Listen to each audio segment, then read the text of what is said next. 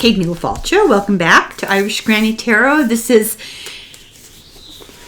episode number 6 of Encounters by D.W. Pasulka. This is, I think, our final video on this book, and let's just jump right into it. If you haven't, go back and watch the previous 5 videos. This is starting chapter 9, From Atheism to a Magical Mystery Tour. Rice University had the first conference focusing on the archive of UFO materials that exists after the Pentagon report released stuff. And this conference included experiencers, Hollywood and CIA manipulators, and sincere seekers. At this conference, Pasulka met Len Filippi, a sincere seeker and an experiencer. They'd emailed each other about his encounter with Bishop Fulton Sheen. Now, this is interesting. This name really rang a bell for me. I didn't know all that much about him. He was a big shot when I was a kid, Roman Catholic who had a long-running TV show. And it was unusual for a bishop, to have a TV show. He talked about dignity and the inherent value of all individuals. Now, this guy, Len Felipe, was not a Christian. And he met Sheen, and he did not convert. He was an atheist who had had a UFO experience, and this is just like the first in a series of synchronistic events with very deep meaning that he had in his life. Didn't immediately convert him into a religious person. Sometimes people think that, you have a moment like an apparition, a mystical experience, some sort of traumatic or paranormal event, and it pushes you into religiosity. That's not the path everybody takes. And this guy, Len, is an example. So what he experienced, he sighted UFOs. He one night had a vision of a priest on the night he died. He saw poltergeist, and this was witnessed by other people. This wasn't his imagination. And he was chanting with some. He went through some sort of ritual with some people, and he was shocked because he saw weird chakra waves while they were chanting. He has recall of past lives and vivid dreams about death, and has had exposure to what he calls luminous white light. So numinous meaning holy or sacred, and then luminous, really, really bright white light. This all led to him conducting a spiritual investigation and arriving at a personal transformation. Pasulka notes that all these things were very synchronistic in his life. They all kind of connected and happened in a synchronistic fashion. So in 1967, at the age of 16, he saw a UFO with friends at an outdoor sleepover. Before the conference at Rice University, 53 years later, he reached out to Tim, one of his friends who was at that camp-out sleepover. It had actually been 25 years since they'd talked, but that was 25 years after the event. And they had occasional email exchanges. Tim lived in Houston, 3 blocks from where the UFO had been seen. And so they met up and they discussed it, and they just said, synchronistic, it's very weird. So in 67, the UFO over this party in Brocksport, New York, he goes into a little more detail here. In the 1950s, America was obsessed with the satellite Sputnik, and it felt like science fiction, UFOs. And it was common for kids to tease each other, or they'd see a jet and they'd say, "Oh, that looks like a UFO." Yeah. And he had read an article in Reader's Digest about it, so it was on the front of his mind. He'd read stories about UFO sightings and officials saying, oh, wrong, this is, it was a jet. This was around the time of Project Blue Book, which went from 1952 to 1969, which was a propaganda project of debunking UFO experiences. So he read this article in Reader's Digest, but probably, he says now, probably written by Project Blue Book to debunk further. But the witness accounts in it made him think about ET life, extraterrestrial life. And he was just 13, so it's interesting. And he became obsessed. He read everything he could get his hands on, and he kept the articles, and he wrote essays about it for school. And then in 1967, at the age of 16, in his friend's yard, they were hoping to see a UFO. They were lying around outside hoping to see something in the sky. His friend Tim had called to say that there were strange things in the sky over his house. Tim said that there were colored lights outside his window and that he was feeling watched. And so they're all taking up this topic like, oh, God, this is really weird. We're going to investigate. So they lived in what's called the Burned Over District. Now, I know I've talked about this before, but it's been a long time. It was in the context of religiosity and new religious movements, and the Burned Over District was a part of the country where religious revivalists flourished during the Second Great Awakening, when all, the holy rollers and the shakers and, It was a place of radical spiritual innovation, sort of like what he's implying here is the location itself lent itself to this kind of energy. So there were spiritualists, abolitionists, movements like the Shakers, Frederick Douglass, Susan B. Anthony, social movements, Mormons. This is where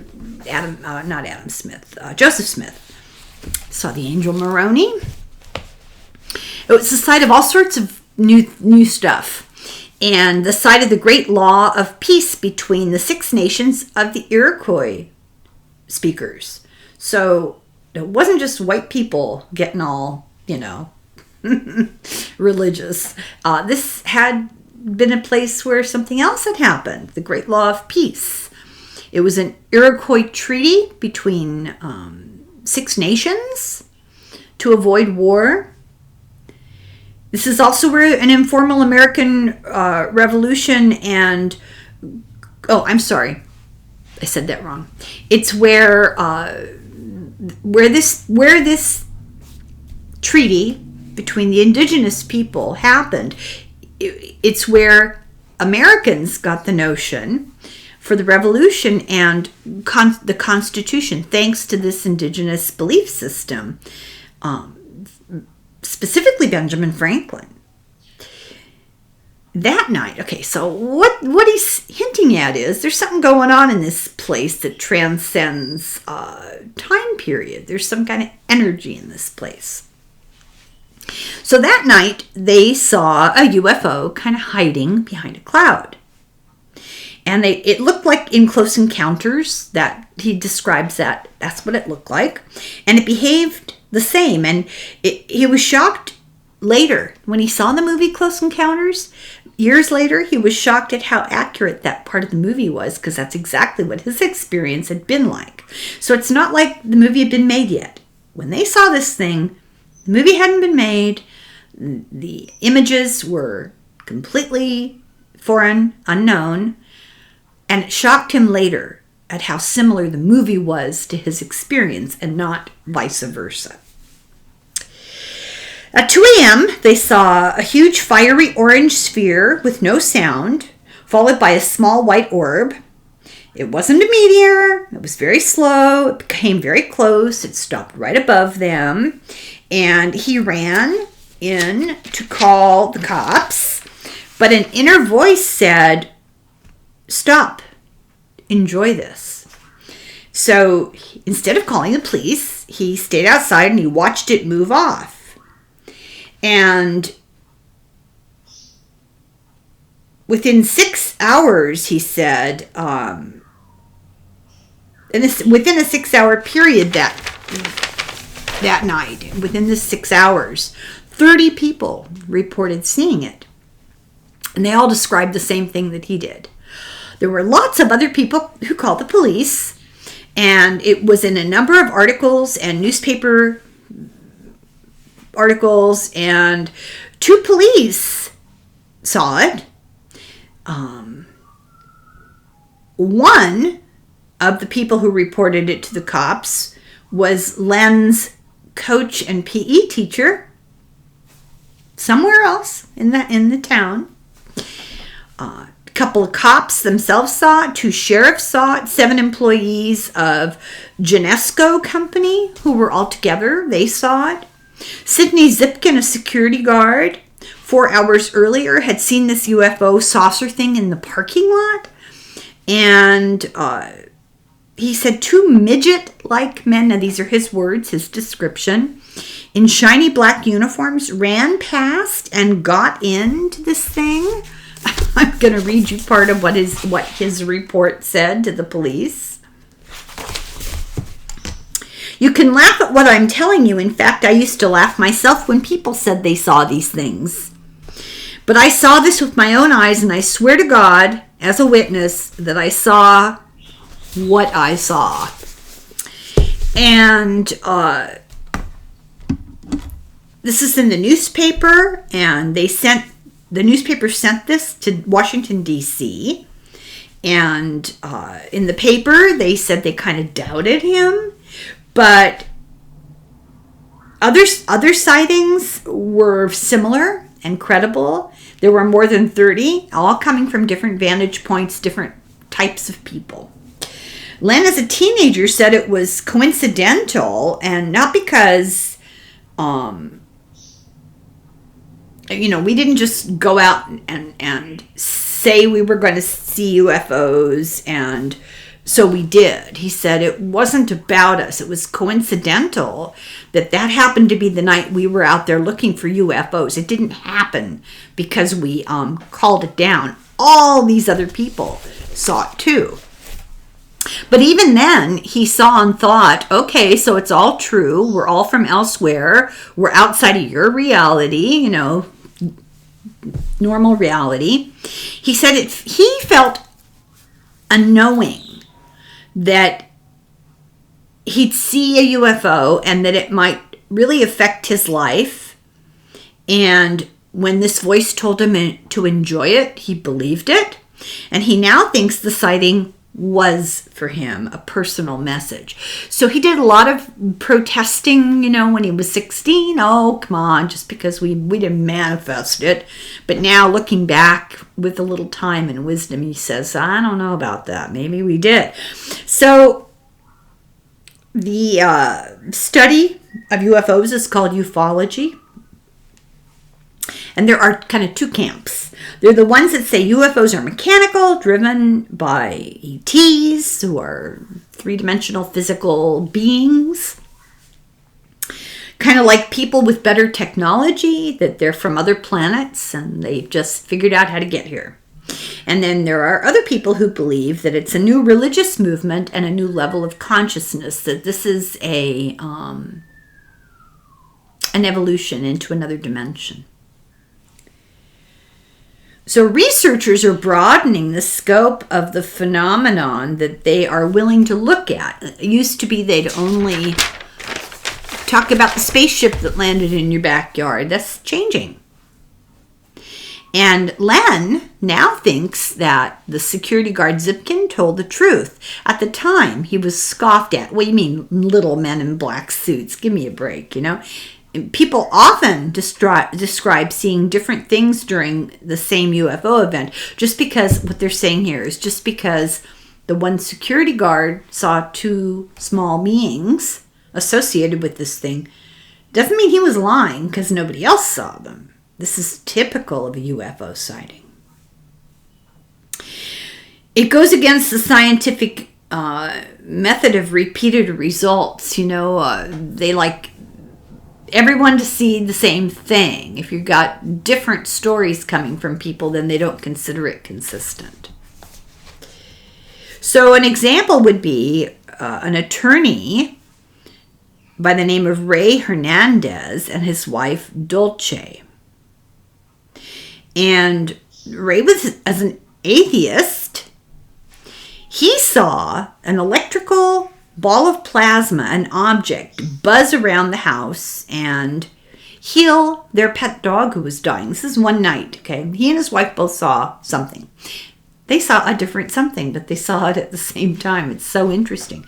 He sees this ball of electrical plasma, this little ball of light thing, buzz around, and the dog was healed. Dulce described the same thing, except that she saw an angel fly around and heal the dog. And she's a Roman Catholic and he's an atheist. So what's up with this? Jacques Vallée says we're seeing something technological, and we're seeing something psychic, something beyond like mechanical technical stuff. Might include mechanical technical stuff, but it goes beyond that. It's psychic. It can manipulate other dimensions, depending on the eyewitness. So what you see as a big old atheist and what your brother sees as a bishop, you might be looking at the same thing and seeing two different things depending on the context of your understanding. One experiencer says media ignores the absurd elements that happen with UFOs. And that's really very, very true. He says, we're going to talk about this now. He says events are much weirder than are described in the media. They're having trouble just saying there was a flying saucer in the sky. There was way more than just that going on. In general, I'm not referring to a specific event. Just in general, when they describe a UFO event, they just stick to, if they talk about it at all, they talk about, it came out of the water and it went back into the water. That's it. But there's always more phenomena that go hand in hand with it. Based on the facts, how can we say that these things are ET or biological beings from other planets, extraterrestrials, biological beings from other planets? Are we dumb, or are the objects manipulating our beliefs and our thoughts? And this is not meant to insult anybody. He's just saying it's happening that people are in such severe denial about what they're seeing, even if they will admit that they see anything. They're afraid to say things like, I saw something other than space travelers, biological or robotic or AI. I saw something even weirder than that. Let's use the word weirder. I saw something extra dimensional, spiritual, something I can't explain.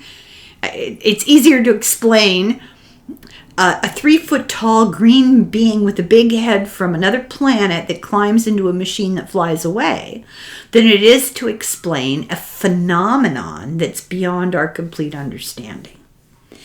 Public reaction shapes experiencers' memories, also reinforces things, and it affects what they report. And we know that people who are close to us can reinforce the experience that we remember or don't remember. Len found the newspaper article that reported that witnesses who saw exactly what he saw did exist. And he says his father was a World War I counterintelligence guy. Now, this is a long time ago, so that's not outside the realm of possibility. His father was in World War I, was a counterintelligence, then became an economics professor. And once his father saw that other people in the newspaper had seen what Len, the 16-year-old, told him he had seen, his father said, oh, okay, well, I guess now I believe you. So, confirmation of other eyewitnesses. Len saw that trying to persuade other people that what he saw was real was really hard. And he was surprised how many people doubted him, thought he had been dreaming, he was lying, he was delusional, maybe you should get yourself checked, some see it, but even those in the area who don't see it could be affected to shift their perspective on reality. What this is saying is, you don't have to see this phenomenon to be affected by it. Oral tradition, you're told about it, you hear about it, and it changes your perceptions of reality. This UFO thing forever changed Len. He said it was his first transcendent experience. It reshaped his worldview. It opened his eyes to government and science and information and disinformation, his words. It made him more wary and cynical about authority at the age of 16, the ripe old age of 16. Seems like that's the perfect age to be cynical about authority. Okay, chapter 10, the Dream Network. Dreamscapes, visions, and lucid dreams. John Mack and Jacques Vallée agree that UFOs are a window into something that we can't even explain. In 1975, Len got a job as an assistant TV reporter. Now we're coming back to Bishop Sheen. It all ties in. It really does. It's very convoluted. But he got a job as a reporter, and he was reporting on Bishop Sheen. He was reporting late, and Sheen arrived for whatever they were going to be doing. And a lot of the other reporters were intimidated by this guy's status. He had money. He had authority. He made a big impression. And Len, who was young, thought, well, what have I got to lose? What the heck? And he asked Sheen, would you be willing to talk to me? And Sheen said, of course, which really irritated the other reporters who had not dared to approach him. So he went on to other jobs and other successes and built it on the foundation of not being afraid to talk to people. He said, well, just ask what harm can happen. One weekend, he partied too hard after work, and the next day he felt kind of poorly, and he felt hungover, and he was sad. He said he felt life had no meaning, and alcohol can depress you. And he silently called out to the universe for help, and he said, a sudden calm, and he felt suddenly unusually relaxed. And for no reason, all of a sudden, in his mind's eye, he thought of Bishop Sheen. And he had an intense vision of Sheen. And remember, this is long after that encounter, and it was apropos of nothing. He said, this was not a dream. I was awake. It's getting cold in here. I was awake.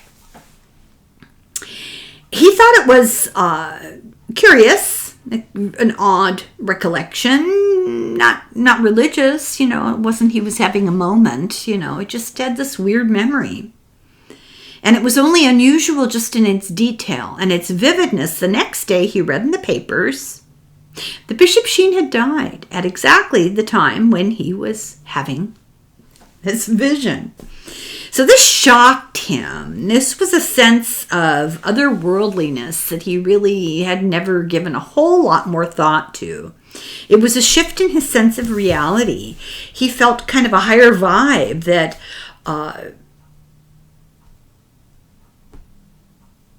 he felt like he was riding in the subway, and the other passengers in it were blurred because they were moving at different speeds than he was. He said it was like the Twilight Zone. And his big question is, had Bishop Sheen visited me when he died? So he heard later that Bishop Sheen might be canonized as a saint, and he sent a letter about this experience describing it. This is the kind of thing these guys collect about potential saints. Odd mystical experiences associated with them. And they're taken very seriously. So then he wrote to the author, Pasulka. I'm freezing in here right now. And he sent copies of the articles about Sheen dying, about the UFOs, and he asked her, is there some kind of weird UFO connection here between me experiencing the UFO and then later me experiencing Bishop Sheen in a dark moment. He didn't know why or how, but he felt like this was some kind of weird foundational shift for him. He says maybe as Sheen's soul left his body, his spiritual energy or consciousness was just felt in the area by Len. And maybe Sheen's life force responded to Len's call for help because it was kind of having an existential moment and needed comforting. He thinks that it wasn't about him, it was about Sheen's having special spiritual energy. Many UFO experiencers go on to have vivid dreams. Some forget the UFO until they have a dream. In 1997, Kurt Russell, and this is Kurt Russell was my first big crush. If anybody remembers this, Kurt Russell was the child star for Disney, and he was in a TV show called The Travels of Jamie McFeeters, which is based on a great children's book. And he was traveling with his father, Dan Hurley, I can't believe I remember that, on a covered wagon in the West, that tired trope. It was so popular in the 60s. And let me remind everybody for whom this might ring a bell, there were a number of families who appeared every week who were members of this wagon train, and one of the families had a string of stepping stairs, little boys who were all brothers, a year apart, and there were 7 or 8 of them, and they all sang, and they were played by the Osmond brothers. I haven't thought about that in a long time. Okay, so Kurt Russell later went on to marry Goldie Hawn, and for a while I really hated her. He was a real heartthrob for a certain part of the generation. I can't believe that. It's kind of mind-boggling to think about it. Now, in 97, Kurt Russell saw the Phoenix Lights. Now, the Phoenix Lights, if you remember, were actually not just in Phoenix. This is just the name they eventually got. They extended, I think, about 3 states, and it was a triangular shape object, a gigantic. When you looked up, it filled the whole sky, and it could be seen at a distance. But if you were right under it, it filled the whole sky, and it had triangle lights on it, lots of lights on the bottom of it, and it was reported by over 20,000 people. So I think it probably happened. And Kurt Russell was one of them. He is a pilot. He was landing his little private plane, and he saw them over the airport, and his son was with him. And his son said, oh, what's that? What's that? And he said, I don't know. And they got in touch with control, the air control, traffic control. And air traffic control said, what are you talking about? There's nothing on the radar. There's nothing there. And they're all looking at this thing, and they're saying, what are you talking about? There's this gigantic thing with lights in the sky. He saw 6 lights in a perfect V. He said he landed, he dropped off his son, he flew back to Los Angeles, and they never, ever talked about it. And one night he came home, and there was a TV show on about the Phoenix Lights, and he asked, I guess Goldie, he asked, why do I know about this? And he realized that he was the pilot that they're talking about on the TV show who had called into the airport and reported it to air traffic control. That's unbelievable. And it's significant that his son was with him because his son remembered it. But he checked his logbooks because all pilots keep a logbook, and they checked it and didn't mention it. My brother was pilot, an air pilot, student pilot, and he worked at the airport in Goleta, which is the Santa Barbara airport. It's just a little, community on the outskirts of Santa Barbara at the time, and this would be in the late 70s, early 80s, late 70s mostly. And the reason I mention this is how important a logbook is. All pilots keep a logbook, and they keep it. They keep it up to date, and they never get rid of it. And my brother got contacted by, I don't know, the FBI or somebody. When the Golden State Killer was being hunted for, he had killed people within a mile of my parents' house. He killed a doctor I worked with. It was really scary for a long time. My husband and I were living together and were really nervous because you couldn't keep your windows open at night. This guy was climbing in people's windows, and it was worse than that. We didn't know. But so my brother was a pilot, student pilot, and they found evidence at one of the crime scenes, the crime scene of the doctor I knew, a business card from this company, this small airline company at the airport that my brother worked for in exchange for flying lessons. He washed their planes and helped around the place, and they gave him a break on flying lessons. And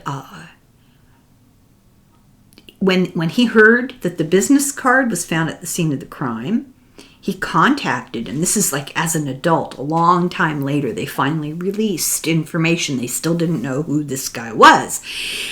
And he contacted the investigators and said, I worked for this airline.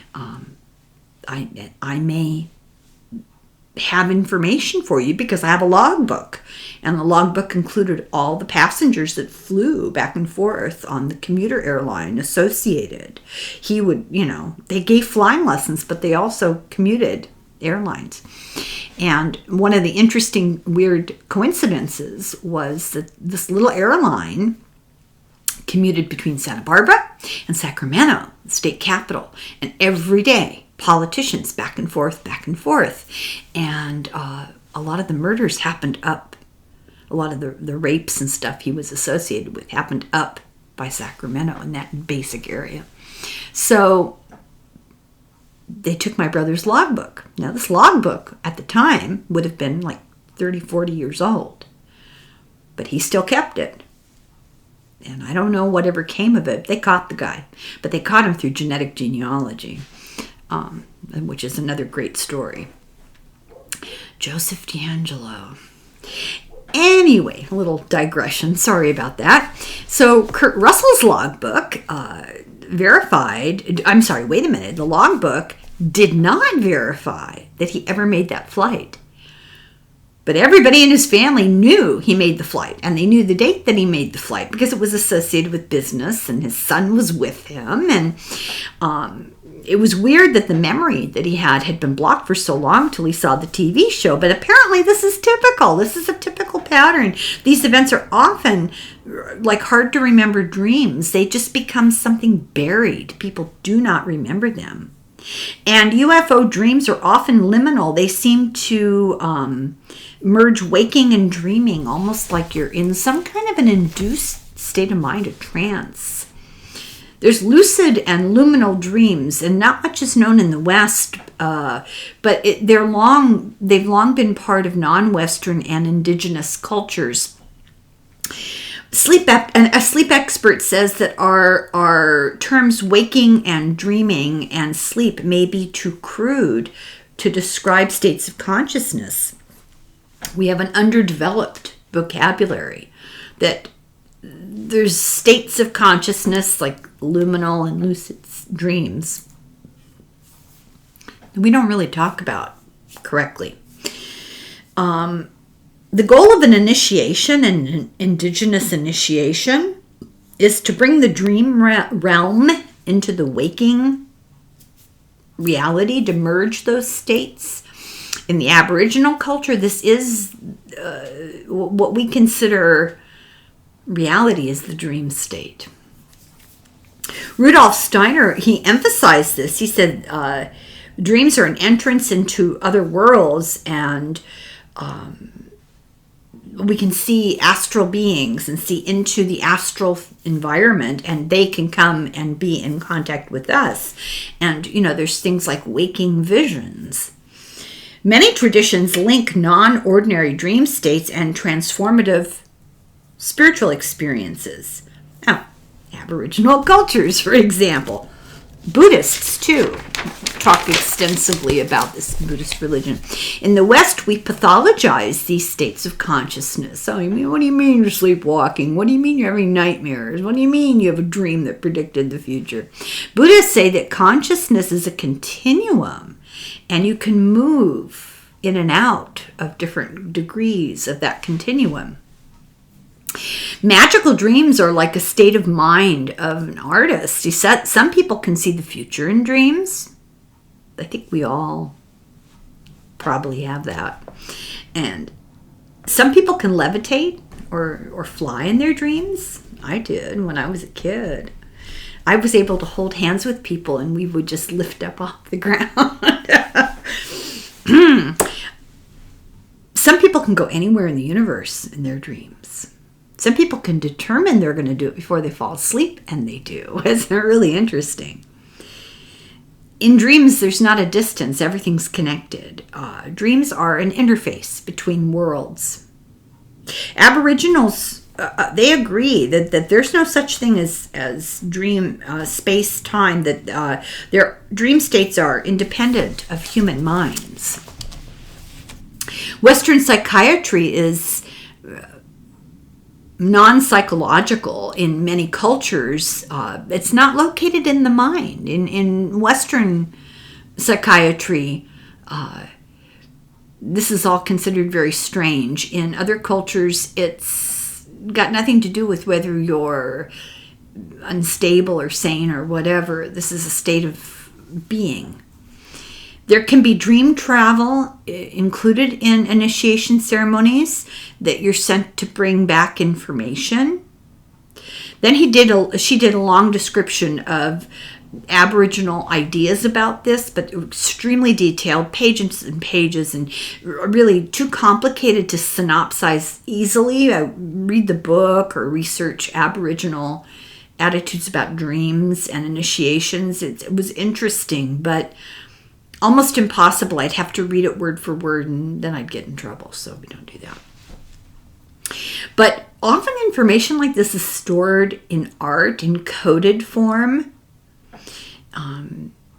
People have meetings and dreams with other people, other initiates, and there's a group on YouTube of our friends, with Allie of Heart and Soul Connected, and Kelly from Cali Healer, and Diane Bowles from Oil Painter, and the Carolyn and Peter Booker, and they will resolve, okay, well, we're going to meet up tonight. And, and they include a couple of other people, and I apologize for not remembering everybody, but it's all I can do to remember my own name. So anyway, they meet up, they'll resolve, well, tonight we'll meet in a dream, and they do, which just astounds me. Some see more some dreams seem more real in the dream than reality. Like being awake, they seem more real than waking reality. Len's vivid dreams are like dreamtime events or Tibetan dream yoga. So his dreams, we're going to talk a little bit about his dreams. He has vivid, colorful, memorable dreams. He doesn't try to summon them. They come of their own accord. He describes a dream where a dead guy asks him to give a message to a stranger, and 2 nights after the guy's death, he had a dream. And this guy, John, came to him and asked him to pass on a message to a new recovery sponsee. So John sponsored people in a recovery group. And he had a new guy that he was working with. And then John died. And he didn't want his new guy that he was helping to think that, I just died on you, I'm sorry. And he wanted him to get the message, I didn't abandon you, and I'll be there to support you from the other world. But Len gets this dream. And this guy, John, knew Len. And so he said, hey, hey, Len, this is John speaking. I died. Can you give this other guy a message for me? So he told Len his name, and Len didn't really remember. He told him, give it to the guy with the strange hat. So Len couldn't remember the name of the sponsee, the new guy, but he knew it was a guy with a strange hat. So he went to the meeting. He went to John's meeting after John died, and he looked around, and there was a guy in a strange hat, and he told the guy the message that he got in his dream. He later realized that he told the author, I later realized that I had this dream exactly 1 year after John's death, the anniversary. So Len had many more weird dreams like this at significant moments, and he thinks that they're tied to UFO experiences, that they're vivid and they're precognitive and they're full of facts, and facts that the person, like, he shouldn't really know these things, but somehow he does. And this happens a lot, the author says. One scientist meets with fellow researchers in their dreams to solve problems together that they can't solve in real life. And technical people meet to discuss code in dreams. And these are hard-boiled scientists. These are not woo-woo, These are not hippies. These are people who are, pretty hardcore, but they're intentionally meeting in dreams to figure out their scientific problems. Len calls this his magical mystery tour. He says, I'm okay living with the mystery. It just is there, and I'm fine with it. He hopes that this will encourage more research and exploration and open-mindedness and honesty. He says his atheism has gone forward into something more like spiritual esotericism. He doesn't know what he believes, but he's open to all kinds of stuff.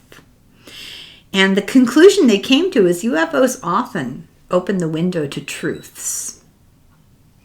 So in the book, the conclusion is called The End of an Allegory. And she says that the field of AI, back to that again, is changing rapidly. And she said in March of 2023, she did the final edit on her book. And her friend Simone thinks that this era is the time when we meet E.T. We meet the alien from space, whatever. Those are the terms we're using to talk about it. But whatever that may mean, this is the era. And it's important. The important part of this book is that UFO experiences are not like what you see on TV, saucers and gray men. That these are very strange occurrences that go far beyond that. They are supernatural, they're paranormal, they dramatically change people's values and core beliefs. They open people's third eye, if you want to talk about it that way. They're an initiation into a new life of dreams, altered states, altered beings, and contact with esoteric information.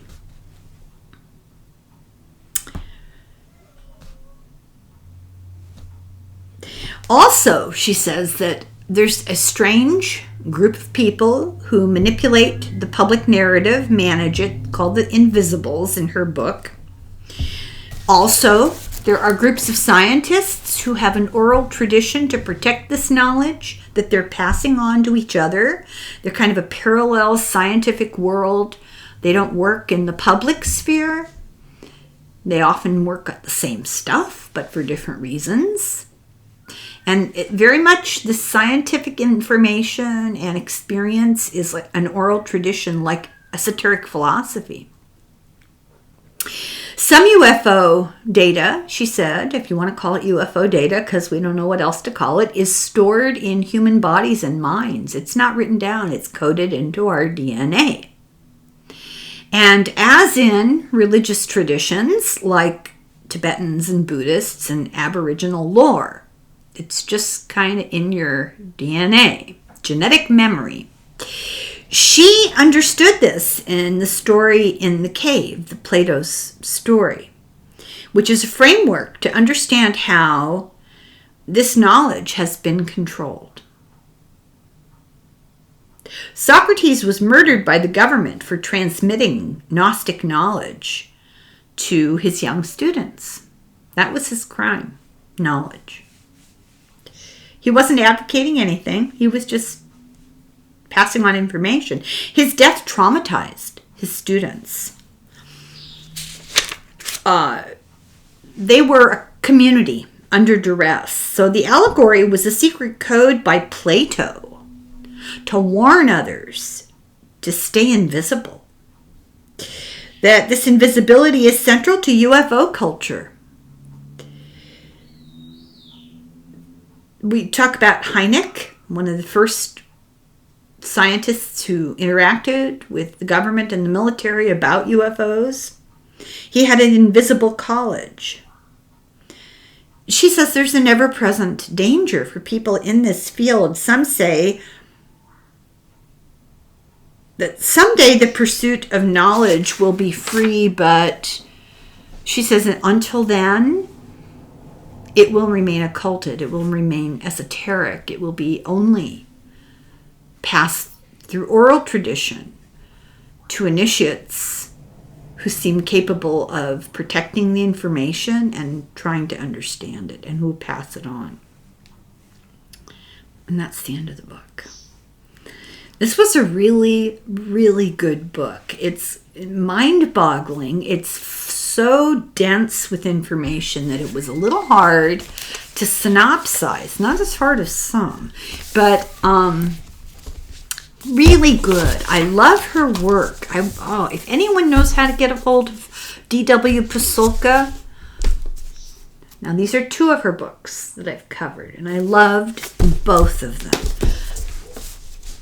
Please give me the contact information. Let her know I'm trying to get a hold of her. I'm going to try again at the university. She's probably on social media. I don't do social media, and I'm not willing to create an account and stuff just to contact people. I'm a contrarian. But if anyone knows how to get a hold of her, I'd be excited to hear about it. I'm always trying to get a hold of people, most unlikely people who crack you up if you knew. So, Margaret Atwood, call me. And so that's the end of this book. And we're going to have a guest that has nothing to do with this book, but everything to do with this book. Coming up, was supposed to happen the other day, but it is going to happen in the next few days. I hope. And I think you will recognize immediately why I saw such a connection and why I was so surprised. If you have questions about the book, please let me know. We'll do card readings. I always have a hard time coming up with questions on my own. I don't know. I'm too much into the weeds of this book to step back and see the questions. So I'd really appreciate it if you can think of some. And thank you very much for watching. And in the meantime, Slongafoil, Slancha.